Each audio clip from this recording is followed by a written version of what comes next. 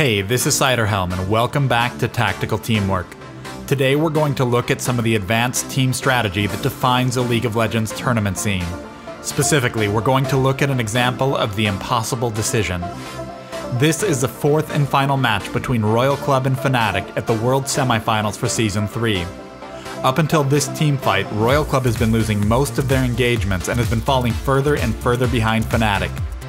But they've managed to catch a break as they've initiated a 5 vs 4 fight before Fizz can arrive, catching Fnatic off guard.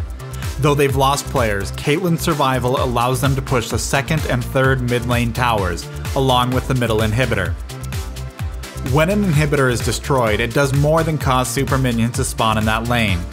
It also causes new allied minions in all 3 lanes to gain additional stats, which in turn causes the other lanes to start pushing. Even though they were behind, when Royal Club knocked out this inhibitor, they knew they could use it to begin setting up an endgame. As minion waves begin pushing both top lane and bottom lane, Royal Club dances around Baron, drawing Fnatic's attention.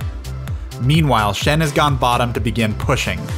His ultimate is available, so he can rejoin his team at any point if a team fight breaks out. Fizz has moved towards bottom lane, trying to maintain a position where he can move back towards his team if a team fight breaks out, or engage Shen if necessary. But Royal Club has this area warded, giving them complete vision as Fizz dances between the lanes. Royal Club engages Baron, but they're not doing this because they want to take Baron, and it's not simply about baiting a team fight at Baron.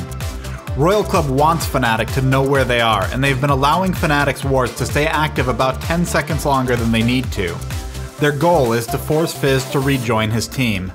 In chess terms, Fnatic has been put in a 3-way fork, a situation where 3 objectives are being threatened at one time. If Fizz engages bottom and Shen rejoins his team, Royal Club can either force Baron or engage a team fight against Fnatic, just as they did successfully several minutes ago. And even if Fizz stops Shen from rejoining his team, the lack of his damage and mobility in a team fight gives Royal Club an edge, as it leaves few options for Fnatic to deal with Caitlyn's long range. If Fizz rejoins his team, Shen pushes up to Fnatic's base. If this happens, Royal Club can buy time for Shen by disengaging, and when a team fight does break out, Shen can show up with his ultimate anyway. On top of all this, no one from Fnatic can move to handle the minions pushing top lane because it will leave them short-handed for the other threats. There is no good option. As a team, Royal Club has created a situation where any choice Fnatic makes will cost them. This is the impossible decision. Royal Club gives Fnatic an out, pulling Shen back and out of vision in bot lane. Almost immediately, Fizz returns to his team at mid lane. Of course, the moment Fizz shows back at mid lane, Shen immediately turns around and rejoins his minions, who have just finished off the second tower, and he begins pushing towards Fnatic's base. As Fizz returns to bot lane, the minions at top are about to take down the second top tower, and Shen has a large wave pushing the final bot lane tower. Unfortunately, Royal Club has lost vision and they want to prevent Fnatic from stopping these pushes. As they engage on Baron again, they will once again leave a ward alive to keep Fnatic's attention. A fight breaks out and it goes somewhat predictably. Without the threat of Fizz, Royal is comfortable staying engaged even at relatively low health, and a good ace in the hole kill on Varus allows Caitlyn to zone and stall Fnatic while her team takes Baron.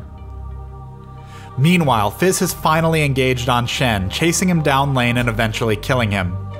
Unfortunately, during this chase, Royal Club's minions are still hammering away on the final bot lane tower, bringing it down just before Fizz can respond to it.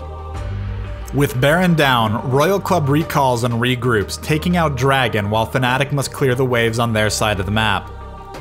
Baron buffed and caught up in items, they now move in to take down the naked inhibitor at bottom lane. After a brief standoff, a team fight breaks out and Fnatic's Leona is quickly burst down, allowing an opening to destroy the inhibitor. And with the middle inhibitor respawning, they're able to continue this 5-4 advantage and knock this out. So let's break down everything we've seen. A single team fight led to 2 mid towers and the inhibitor being taken down. But because Royal Club worked as a team, they were able to turn this into a Baron kill, a Dragon kill, 3 more tower kills, a bot inhibitor kill, and a middle inhibitor kill as it respawned.